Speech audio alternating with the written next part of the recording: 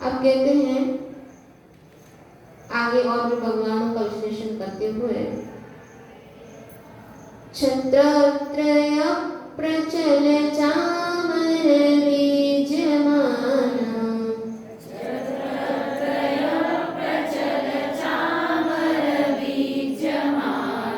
देवाभिनंदन मुने सुमते जिनेन्द्र,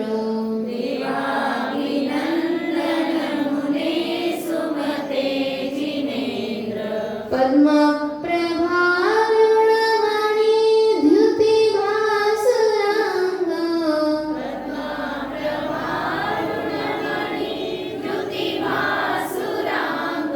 त्वध्यान तुस्तु सततं मम सुप्रभातम्।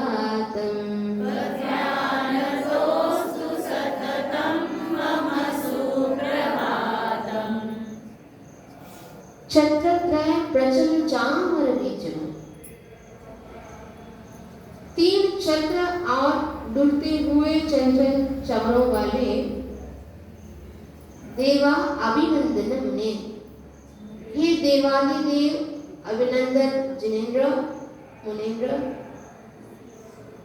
सुमते जिनेन्द्र, हे सुमतिनाथ जिनेन्द्र भगवान, तथा अरुणमणि द्युति भासुरा,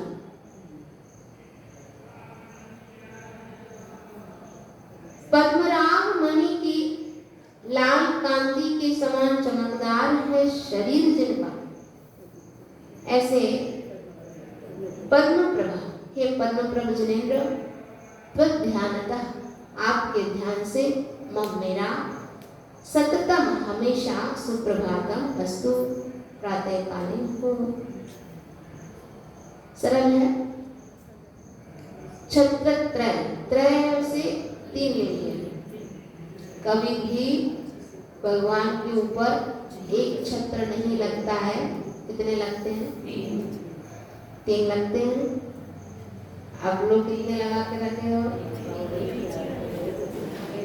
तुम लोग के ऊपर भी कितने हैं? हाँ, एक है तुम लोग के ऊपर है। एक छत्र के दाइयों, राजा लोग जो होते हैं ना, तो उन लोग के ऊपर भी छत्र लगता है। तो राजा लोगों के ऊपर एक छत्र लगता है और हमारे तीर्थंकर भगवान के ऊपर तीन छत्र लगता है। इसका प्रतीक है ये तीन लोग के नाद के प्रतीक हैं। जैसे अधोलोक का इंद्र कौन है? नागेंद्र।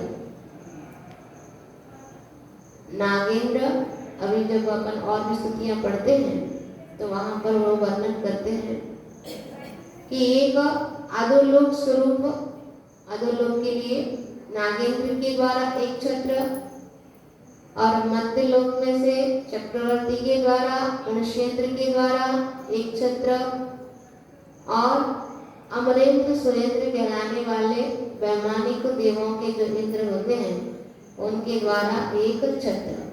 इससे ये ज्ञान होता है कि हे भगवान, आप मात्र हमारे लिए ही नाथ नहीं हो, आप हमारे लिए मात्र नाथ नहीं हो, आप तीन लोक के नाथ हैं। नाथ का अर्थ क्या? तुम्हारे भी नाथ होते हैं? इष्ट। अच्छा,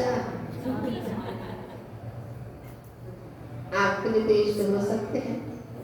नाथ का अर्थ होता है स्वामित्व, स्वामीपना। हमारे लिए नाथ आप ही हैं। आप लोग अपने पतिदेव को नाथ बोल लेते हो, है ना?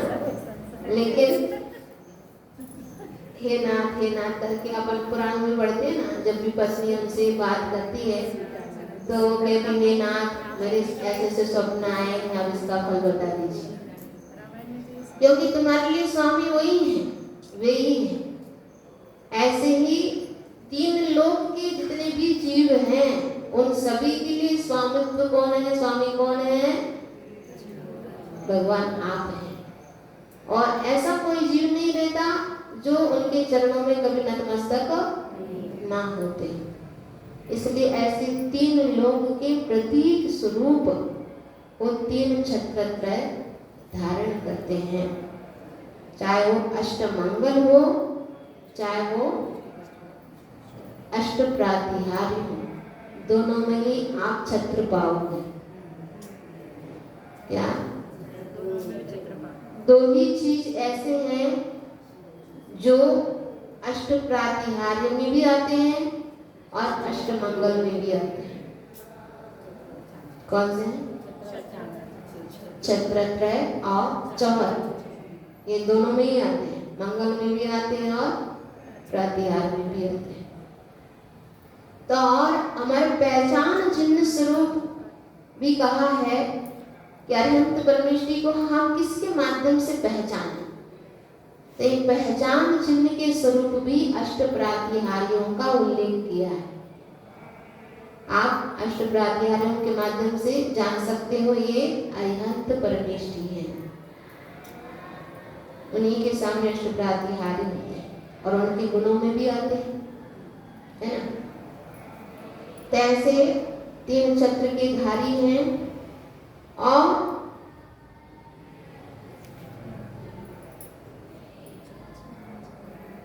प्रचल चामर बीच में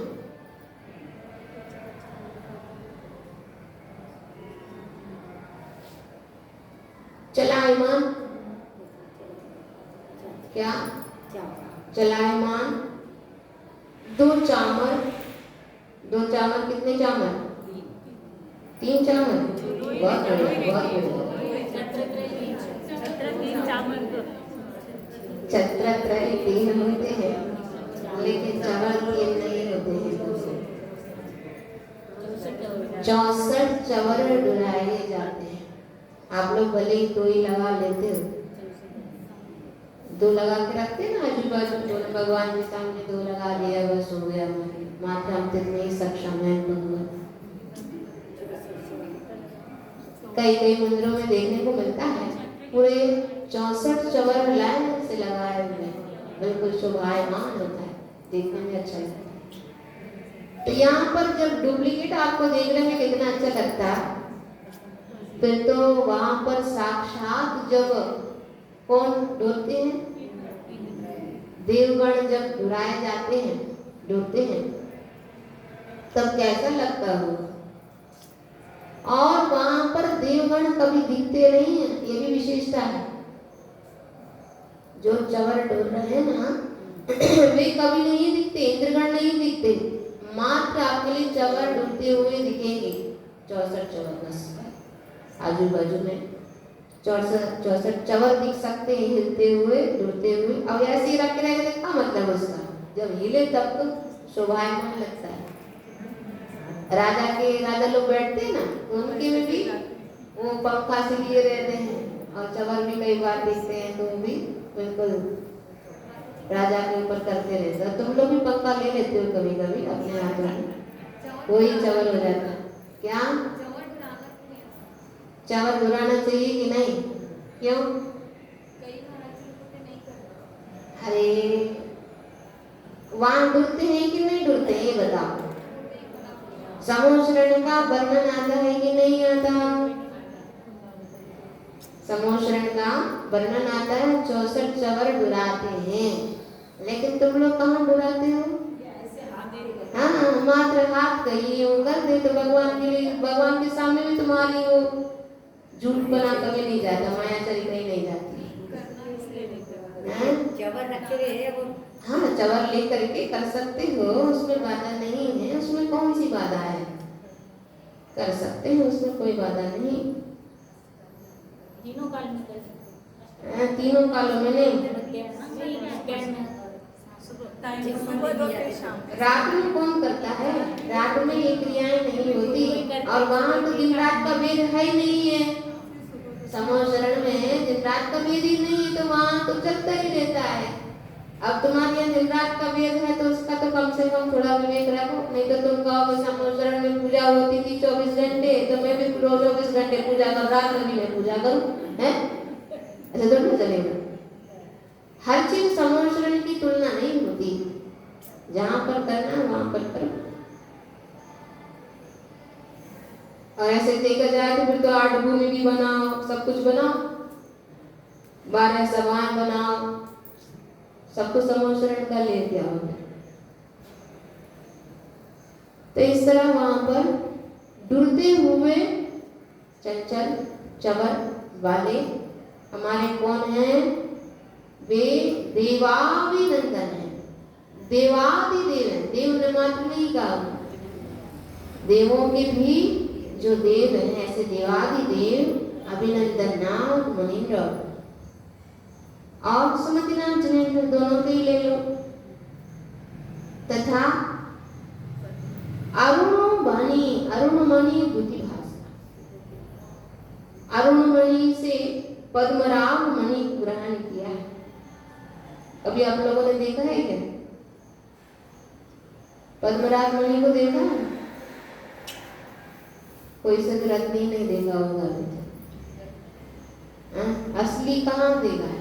अभी तो डुप्लीकेट ही देखते रहते हैं। बहुत पुराने काल में मतलब वैसी की वैसी रत्न वाली मूर्तियां बनाई जाती थी। तो बहुत विशेष स्थलों पर ही आप लोगों को ये देखने को मिलते हैं, दर्शन करने को मिलते हैं। आज तो उपरत्न के रूप में उस कलर वाले कई जगह चौबीसियां बनी हैं, लेकिन वो उपरत्न कहलाते हैं, पूरे रत्न वास्तविक है नहीं है। तो ऐसे वह पद्मराग मणि कैसी थी? कौन सी कांति वाली थी? बिल्कुल लाल रंग वाली थी। ऐसे ही बिल्कुल लाल रंग के चमकदार शरीर किसका था? पद्म प्रभु भगवान का था। फिर भी शोभायमान लगते हैं। आप लोग ये नहीं समझना कैसे लगते होंगे, कैसे लगते होंगे। गोरे गोरे तो अच्छे लगते हैं, बाकी अच्छे नहीं लगते हैं। लेकिन चाहे वो स्वर्ण के समान कांति वाले हो, चाहे वो लाल रंग के समान कांति वाले हो, चाहे वो नीले हो, चाहे वो सावले हो। सावलिया पारशनाथ भगवान की जय तो बोलते रहते, सावलिया है, फिर भी उनके शरीर में बहुत कांति है। कभी अपने दृष्टि को मोड़ नहीं सकता कि आप भगवान को नहीं देख रहे तो काले काले से दिख रहे हैं। कभी आपने दृष्टि मोड़ी क्या? काले दिखते हैं फिर भी सुंदर दिखते हैं, फिर भी कांतियुक्त दिखते हैं। ये नाम कर्म काम करता है क्या?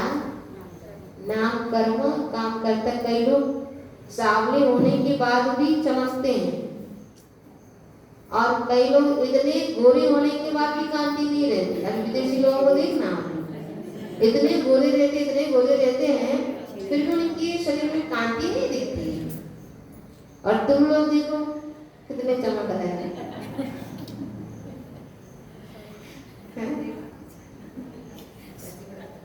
डुप्लीकेट तो नहीं है? नहीं तो तुम डुप्लीकेट बना के आ गए। तो ऐसे कई तरह के रंग वाले होने के बाद भी उनका शरीर बिल्कुल तेज युक्त कांति युक्त रहता है। ऐसे पद्म प्रभु जनेन्द्र आपके ध्यान से मम मेरा सततम हमेशा सुप्रभातम प्रातःकाल हुए। प्रचल प्र से क्या अर्थ है? प्रकृष्ट, प्रकृष्ट जब भी जहाँ पर भी प्रा शब्द आता है तो प्रकृष्ट के रूप में आता है, उसमें पुट लग जाता है। और विशेष रूप से चलायमान तो है, चलायमान में भी शोभायमान, ऐसा प्रकृष्ट प्रभा आभा तो है, और उसमें भी प्रकृष्ट आभा है तो प्रभा होता है। ये संभव अक्ष में संभव और आख्य ऐसा लिखा है।